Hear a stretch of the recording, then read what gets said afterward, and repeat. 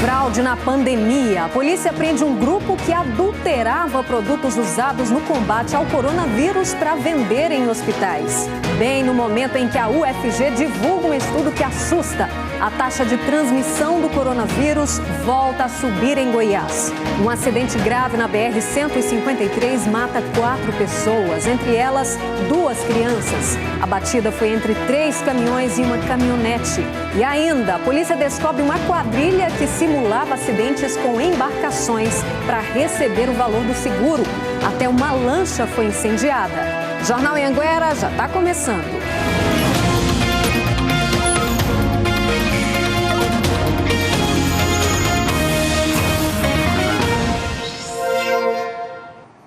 Olá, boa noite. Agora são 7h08. A gente começa falando de um grave acidente que matou 4 pessoas em Porangatu, na região norte. Foi no fim da manhã. A caminhonete em que viajavam 4 pessoas da mesma família ficou destruída. 2 adultos e 2 crianças morreram no local. O acidente foi no quilômetro 86 da BR-153 em Porangatu. 5 veículos se envolveram na batida, entre eles um ônibus e 3 caminhões. Um dos caminhões estava carregado com óleo diesel. Parte da carga derramou na pista. O Corpo de Bombeiros foi acionado para atender a ocorrência de um acidente aqui na BR-153 por volta de 11h30 da manhã. Agora, o trabalho da equipe se concentra em retirar os corpos das vítimas que estavam nessa caminhonete. A pista, que é simples, ficou interditada nos 2 sentidos durante toda a tarde. Um congestionamento de mais de 10 quilômetros acabou se formando na rodovia. Aproximadamente 60 mil litros de óleo diesel, segundo o motorista, foram derramados na rodovia. E com relação a isso, ainda não há uma previsão de liberação da rodovia para trânsito, né? A gente precisa que a limpeza da rodovia seja realizada de maneira que haja uma segurança mínima para trânsito na BR-153. Pois é, inclusive esse trecho da rodovia continua interditado nos 2 lados da pista. O caminhoneiro teve uma fratura na perna esquerda e segue internado na UPA de Porangatu em estado estável e consciente. 7 pessoas foram presas em uma operação da Polícia Federal em 3 cidades de Goiás e também em Brasília e no Amapá. Os envolvidos adulteravam produtos usados no combate ao coronavírus para ganhar dinheiro de forma fácil. Pela investigação, o esquema funcionava assim. Uma mesma família usava pessoas como laranjas para ter o controle de 3 empresas. Essas empresas venceram licitações fraudulentas e revendiam álcool em gel e máscaras superfaturados para a organização social que administra o Hospital Estadual em Pirenópolis. Foi verificado toda a parte de superfaturamento. Nós tivemos valores aí, o mesmo álcool foi vendido por valores que variaram de R$50 a R$300 o galão de 5 litros. O esquema foi descoberto depois que pacientes fizeram denúncias com suspeitas da qualidade dos produtos oferecidos. Máscaras e amostras do álcool gel que eram usados aqui no hospital foram submetidos a exames em laboratórios da Polícia Federal. Os laudos constataram que os produtos eram de má qualidade e, inclusive, poderiam levar risco à saúde das pessoas. O relatório da perícia indica que a máscara vendida era, na verdade, 2 tecidos grampeados, um em cima do outro, o que não garantiria proteção adequada. Já no álcool em gel, a substância tolueno, encontrada nas amostras, pode causar efeitos narcóticos e problemas neurológicos. Sumiu, do mercado o álcool em gel. Essa empresa, que ela produziu esse álcool, a partir de álcool combustível e colocou no mercado e foi vendido para cá. Além de você ter a fraude à licitação, você também tem esses produtos de péssima qualidade. Então, uma máscara que não protege nada, um álcool que coloca em risco saúde de profissionais de saúde e também dos próprios pacientes, era necessário dar uma resposta mais eficiente. A Secretaria de Saúde de Goiás entregou documentação para a Polícia Federal e pediu o afastamento de 3 diretores da organização social. Se for concretizado irregularidades ou ilicitudes, isso pode desencadear também com a mesma atitude, porque nós não coadunamos com nenhuma irregularidade, seja de organização social, seja de qualquer tipo de prestador. Cerca de 400 litros do álcool em gel foram apreendidos e devem ser descartados pela Anvisa. O prejuízo aos cofres públicos pode chegar a R$2 milhões. O Instituto Brasileiro de Gestão Hospitalar, a organização social que administra o Hospital de Pirenópolis, diz que vai aguardar a apuração dos fatos para se pronunciar. E olha, uma operação da Polícia Civil do Distrito Federal desarticulou uma organização criminosa que causou prejuízos milionários às seguradoras. Os integrantes dessa organização simulavam acidentes automobilísticos para receber o valor de seguro. Em Caldas Novas, uma lancha foi incendiada. Quem traz os detalhes para a gente é o Bruno Dourado. Boa noite para você, Bruno.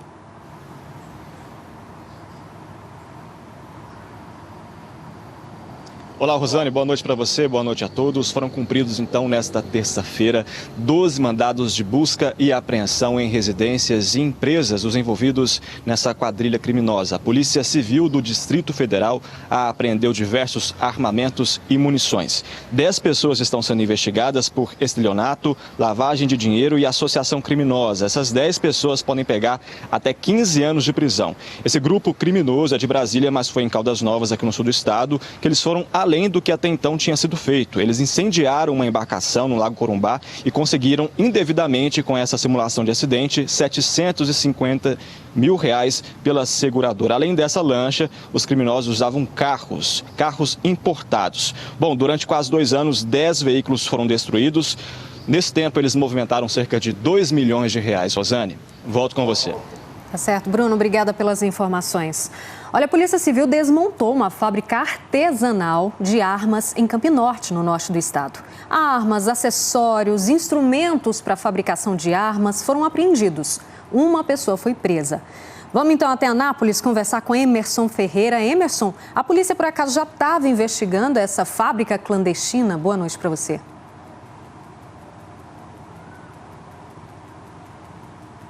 Oi, Rosane, boa noite para você, boa noite para todos. Sim, a polícia já estava investigando há algum tempo esse local. Hoje, os policiais então foram até essa casa de um empresário lá da cidade de Campo Norte. Esse empresário tem 48 anos. Ele não estava em casa, mas nos fundos a polícia localizou aí esse espaço que funcionava como uma fábrica clandestina de armas. No local também eram feitos reparos em armamentos. A polícia acabou apreendendo aí 4 espingardas, munições, vários acessórios e algumas ferramentas utilizadas aí nos reparos e também na fabricação clandestina de armamento. Na mesma cidade, também em Campo Norte, hoje a Polícia Civil acabou prendendo um homem que estava armado em plena rua. Ele estava andando na cidade com uma arma. Esse homem então foi preso em flagrante por porte ilegal de arma de fogo. Já o empresário de 48 anos que mantinha essa fábrica em casa não foi localizado, mas segundo a polícia ele vai se apresentar na delegacia. Rosane. Obrigada, Emerson. Rio Verde, no sudoeste do estado, tem sido exemplo na geração de empregos. Segundo dados do CAGED, é a cidade do interior que mais gerou vagas de trabalho nos últimos 30 meses. A cidade que respira agronegócio também é movida a trabalho. Hoje são mais de 56 mil pessoas que trabalham em empregos formais em Rio Verde. Boa parte está nas grandes indústrias, no comércio e no setor da construção civil, que cresceu nos últimos 2 anos. Só em 2020 foram 5.401 admissões na área. Teve um grande aumento em relação a projetos, principalmente residenciais, né? Teve uma grande demanda. Aqui entra o trabalho da vidraçaria. As paredes precisam dos pintores, as vigas de concreto precisam dos pedreiros e a luz dos eletricistas. Sempre que um novo projeto começa, muitas pessoas são empregadas e fazem parte do processo. Isso tem acontecido bastante em Rio Verde nos últimos anos. E um grande projeto está em fase inicial, a plataforma multimodal. Um terminal ferroviário montado em Rio Verde que vai servir para carga e descarga de produtos. A expectativa é que a plataforma gere 10 mil vagas de empregos diretas e indiretas nos próximos 10 anos. Além da própria geração de empregos da plataforma multimodal, da operação, outras empresas que vêm para poder trabalhar juntamente com essa operação ferroviária consiga gerar aí uma grande quantidade de empregos. Então essa é a nossa expectativa, que haja um crescimento na economia da ordem de 25% pelo menos nos próximos anos. A cidade segue em ritmo acelerado e recebe gente de todos os cantos do Brasil. Atualmente são 600 vagas de empregos disponíveis. A estrutura da cidade está muito boa para atrair novos investimentos e com isso aí, vindo novos investimentos, as vagas de emprego vão surgindo naturalmente. Olha, se você quiser mais informações sobre essas vagas de emprego em Rio Verde, é só acessar o site esse que aparece aí, olha, maisemprego.mte.gov.br. E começa amanhã em todo o estado o período de solicitação de matrículas para 2021 nas escolas estaduais. É só pela internet. Ana Paula Moreira está ao vivo com a gente lá de Jataí e explica o passo a passo, né, Ana? Boa noite para você. Oi, Rosane, boa noite para você, boa noite a todos. Olha, tudo feito pela internet e até o dia 9 de janeiro. Então, atenção, os pais e responsáveis a essa data para não perder o prazo de fazer essa matrícula. A solicitação de vagas é feita pelo site da Matrícula Informatizada, que é esse que eu vou falar para vocês agora, que é o www.matricula.gov.br. No formulário de cadastro, o interessado tem que preencher 3 opções de escolas nas quais ele deseja estudar. Caso não tenha vaga em nenhuma dessas 3 escolas, essa solicitação vai ser transferida para uma 4ª escola que fica próxima à região da primeira opção. Já para as crianças e adolescentes que já estão matriculadas na rede estadual de educação, a renovação dessas matrículas vai ser feita de forma automática. Os pais devem assinar um termo de renovação. Para esses alunos que querem trocar de escola, mudar de escola, também tem que preencher esse formulário com 3 opções de escola aí para ter essa mudança de escola. A confirmação dessas matrículas vai ser feita só lá no dia 19, também tudo feito pela internet, sem fila, sem nada. O aluno vai ter que preencher com o protocolo que foi informado para segmento dessas vagas. Então é importante, o prazo vai até o dia 9 de janeiro, importante estar com todos os documentos da criança ou do adolescente e também dos responsáveis. Rosane? Tá certo, obrigada, Ana Paula. E ainda falando sobre educação, em janeiro tem Enem, viu? E para ajudar os estudantes, tem o maior aulão de Goiás. O projeto é realizado pela TV Anhanguera, em parceria com a PUC Goiás. Por causa da pandemia, esse ano vai ser online, com revisão garantida dos principais assuntos que podem cair na prova.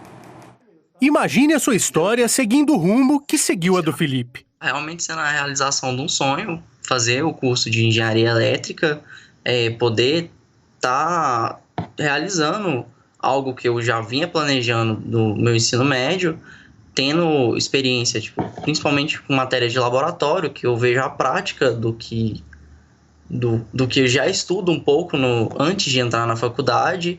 Muitos capítulos da vida da gente somos nós mesmos que escolhemos escrever. E nesse objetivo de chegar à tão sonhada faculdade, ao curso de engenharia elétrica, o Felipe decidiu que o caminho dele passaria por muita preparação. E lembra do aulão do Enem da TV Anhanguera? Então, Felipe participou dele. Na edição que eu participei, no ano de 2018, para mim foi muito bom. Eu me senti mais tranquilo na hora de fazer a prova, me senti mais confiante. A boa notícia é que vai ter aulão de novo. O aulão vai ser virtual, com tradução simultânea para a língua de sinais. É o primeiro ano da versão do aulão online, que já é um movimento para romper barreiras e tentar chegar próximo do aluno do ensino médio e desse aluno do ensino médio que é surdo. É um avanço, eu considero isso um grande avanço. O aulão vai ser dia 9 de janeiro, mas só aqueles que fizerem a inscrição vão ganhar material exclusivo, um e-book, um simulado e a correção das questões. O Elias já decidiu que vai participar. Ele continua assistindo às aulas do colégio e sabe que um aulão como esse pode fazer a diferença. Os aulões, quando eles contam com resumos, com revisão, com resolução de questões, são muito proveitosos e muito enriquecedores para o repertório do aluno que está participando. Tá aí, as inscrições para receber o e-book e o simulado podem ser feitas através do g1.com.br/Goiás. Lá você encontra também todas as informações sobre o maior aulão de Goiás de preparação para o Enem, o projeto da TV Anhanguera, em parceria com a PUC. Olha, agora são 7h22, a seguir a taxa de transmissão do coronavírus volta a subir em Goiás. E o corpo do goiano que morreu tentando entrar ilegalmente nos Estados Unidos deve chegar em Goiás na semana que vem. Já já a gente volta.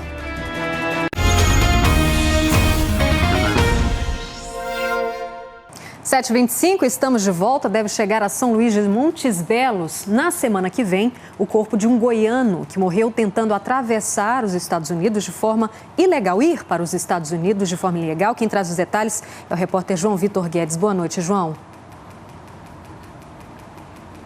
Oi, Rosane, boa noite a todos. Familiares do Diogo Fernandes, que tinha 36 anos, contaram que ele sonhava em viver e morar nos Estados Unidos. Ele já tinha tentado outras vezes entrar de forma legal no país, mas não conseguiu. Por isso, no dia 30 de novembro, ele saiu de Goiânia e embarcou para o México. A primeira parada foi na cidade de Cancún. De Cancún, ele foi até uma cidade na fronteira do México com os Estados Unidos, se encontrar com outros brasileiros e também com um coiote, que é o homem responsável por fazer essa travessia ilegal. Ainda no dia 7, ele manteve o último contato com os familiares aqui em Goiás. Falou com a noiva e também com o pai. Eles moram em São Luís de Montes Belos. Depois disso, ninguém mais teve notícias do Diogo. Segundo os familiares, ele morreu justamente tentando fazer essa travessia. Ele caiu do muro que faz a fronteira, a divisa do México com o estado americano do Texas. Ele bateu a cabeça, sofreu um traumatismo craniano e morreu ainda no local. Os familiares estão organizando a documentação para fazer o traslado do corpo do Diogo, que deve ser enterrado em São Luís de Montes Belos. Rosane. Tá certo, obrigada, João. E olha, depois de uma semana de prejuízos provocadas pelas constantes quedas de energia em Orizona, os produtores rurais lá da região se reuniram com representantes da Enel. A Aline Braga acompanhou e traz o resultado dessa reunião. Aline, boa noite para você. Afinal, eles vão ser ressarcidos ou não? Como é que ficou? Pois é, Rosane, pelo menos por enquanto não, viu? Boa noite para você e para todo mundo que está acompanhando a gente. Esse assunto foi discutido hoje durante essa reunião que aconteceu lá em Orizona, entre os produtores rurais afetados pelas quedas de energia e também os representantes da Enel. Cerca de 70 produtores rurais estiveram lá presentes e eles queriam justamente o ressarcimento dos prejuízos que eles tiveram. Mas a Enel informou que ela só faz o ressarcimento dos aparelhos eletrônicos e elétricos que foram queimados por causa da queda de energia. E pelo menos o pessoal que a gente conversou desde semana passada ainda não teve, esse prejuízo com equipamentos queimados. Eles tiveram prejuízo, sim, e muito prejuízo com os leites, com o leite que foi descartado, porque eles não tinham energia para refrigerar a produção leiteira durante toda a semana. Muitos prejuízos, os produtores disseram que vão acionar a justiça para buscar esses prejuízos, para buscar esse ressarcimento do que eles perderam ao longo de toda a semana, viu, Rosane? Muito justo, o pedido. Obrigada, Aline. A Polícia Civil fez uma operação hoje em Lagoa Santa para apurar denúncias de desvio de dinheiro na Prefeitura. O Eduardo Idaló tem as informações para a gente. Boa noite para você, Eduardo. Oi, Rosane, boa noite para você, boa noite a todos. Segundo a Polícia Civil, a investigação apura desvio de dinheiro, fraude em licitação, entre outros crimes. A Delegacia de Polícia de Crimes contra a Administração Pública deflagrou essa operação hoje nas primeiras horas da manhã. Pelo que nós apuramos, só de viagens há uma suspeita de desvio de dinheiro aí na casa de R$700 mil. Inclusive, foram cumpridos mandados de busca e apreensão hoje na Prefeitura e o celular do atual prefeito, Advair Gonçalves, foi apreendido. A gente lembra que a polícia, ela representou aí ao Tribunal de Justiça pelo afastamento do prefeito e também de 7 funcionários que têm essa suspeita de envolvimento, pedido que foi acatado pelo Tribunal de Justiça. A cidade de Lagoa Santa fica aqui na região sudoeste do estado e tem hoje cerca de 3 mil habitantes. Todas as informações sobre essa investigação serão repassadas amanhã durante uma coletiva em Goiânia. Rosane. A gente segue acompanhando. Obrigada, viu, Eduardo? Olha, o advogado da Prefeitura de Lagoa Santa disse que, por enquanto, o prefeito Advair Gonçalves não vai se pronunciar. A vice-prefeita Núcia Kelly deve assumir a prefeitura interinamente. Vamos falar de saúde? A taxa de transmissão da Covid-19 voltou a subir aqui no estado. muitos municípios apresentam um índice de contaminação 2 vezes maior do que o esperado.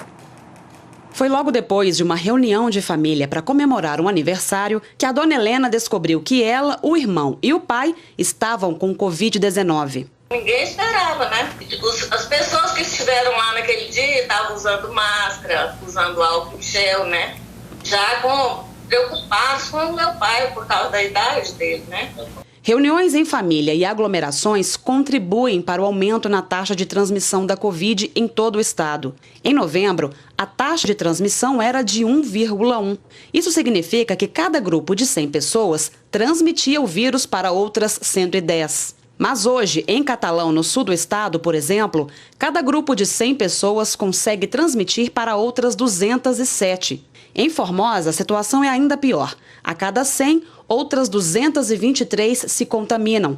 Por lá, a taxa é de 2,23. A pandemia só é controlada quando o índice de transmissão fica abaixo de 1,0. Ou seja, quando cada grupo de 100 transmite para menos do que 100 pessoas. Os pesquisadores da Universidade Federal de Goiás esperavam que o índice de contaminação diminuísse a partir de novembro. Mas o que eles notaram foi um movimento inverso. O levantamento feito por eles mostra que a pandemia continua avançando, situação que pode piorar ainda mais se a falta de cuidados contra a Covid-19 continuar. Em Valparaíso, 2 festas clandestinas reuniram mais de 250 pessoas no último fim de semana. Em Anápolis, uma carreta de som reuniu centenas de pessoas. Para este professor, membro da equipe que fez a pesquisa, o aumento no número de casos é um reflexo do comportamento da população. Várias medidas passam a ser flexibilizadas, você começa a ter restaurantes, começam a ter bares. Então, mesmo seguindo os protocolos, a chance de você se contaminar aumenta, porque você começa a ter mais aglomerações de pessoas, né? Se as pessoas, vamos dizer assim, não tomarem os cuidados, deixarem de seguir os protocolos, com essa velocidade que nós já estamos vendo aqui em Goiás e no resto do Brasil, nós vamos ter problema muito rapidamente. A Polícia Rodoviária Federal apreendeu quase 400 frascos de lança-perfume na BR-153 em Itumbiara. A droga estava dentro de uma mala com um homem de 41 anos no ônibus. O suspeito disse à polícia que era serralheiro e que pegou a droga na rodoviária do Rio de Janeiro para vender em casas de eventos em Goiânia. Ele foi preso em flagrante, levado para a Polícia Civil de Itumbiara, onde deve responder por tráfico de drogas. Se for condenado, pode pegar de 5 a 15 anos de prisão. Um mini-ciclone foi registrado na região de Rio Verde, no sudoeste do estado. Um produtor rural filmou o fenômeno no fim da tarde de segunda-feira. Não teve estragos por lá, mas os moradores ficaram assustados. Está aumentando. O miniciclone foi registrado na região de Monte Alegre, zona rural de Rio Verde. O tempo estava fechado quando o fenômeno impressionante se formou. Não chegou a tocar o solo, mas assustou o pecuarista Fábio Santos, que gravou o vídeo. A gente ficou ao mesmo tempo assustado e ao mesmo tempo a gente ficou maravilhado com a força da natureza, né? Mas espero a Deus que isso não volte a acontecer mais. Nenhum estrago foi registrado na propriedade do produtor rural.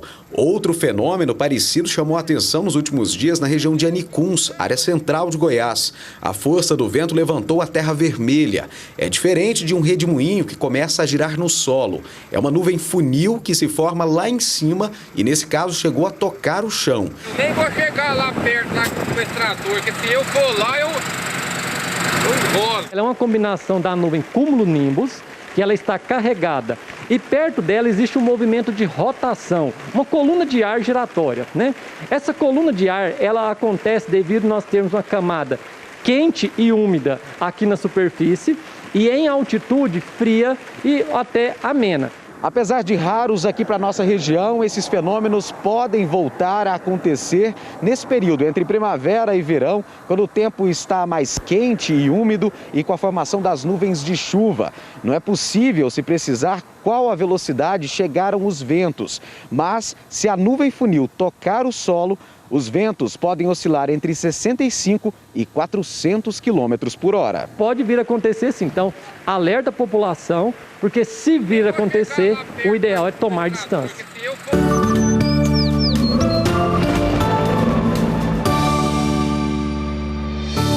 O tempo segue estável, com sol e nebulosidade na maior parte do estado. Veja que as temperaturas estão em alta em todas as regiões. No norte faz calor de 37 graus. No oeste fica em 36. Na região central não passa de 33. No sudoeste, 32 graus. No leste, 31. E no sul, 33 graus. Só no sudoeste tem previsão de chuva, mas o volume é baixo, fica em 5 milímetros. Nas demais regiões, a quarta-feira deve ser de tempo estável. Hora de conferir como fica o tempo em algumas cidades. Rio Verde tem máxima de 32 graus e previsão de chuva. Em Anápolis, mínima de 19, máxima de 29, com umidade baixa em 35%. A mesma umidade registrada em Itumbiara, onde a máxima não deve passar de 32 graus nesta quarta-feira. Em Chapadão do Céu, tem previsão de 5 milímetros de chuva, com temperatura máxima de 30 graus e umidade em 40%. A nossa imagem do dia hoje vem dos Estados Unidos, mas é porque uma cidade goiana fez sucesso na avenida mais famosa de Nova York. O nome Aparecida de Goiânia surgiu em um telão de uma empresa na Times Square. Foi uma homenagem à cidade escolhida. As cidades escolhidas para uma campanha sobre micro e pequenos empreendedores. Uma boa noite para você. Até amanhã, gente. Um beijo, um cheiro. Tchau.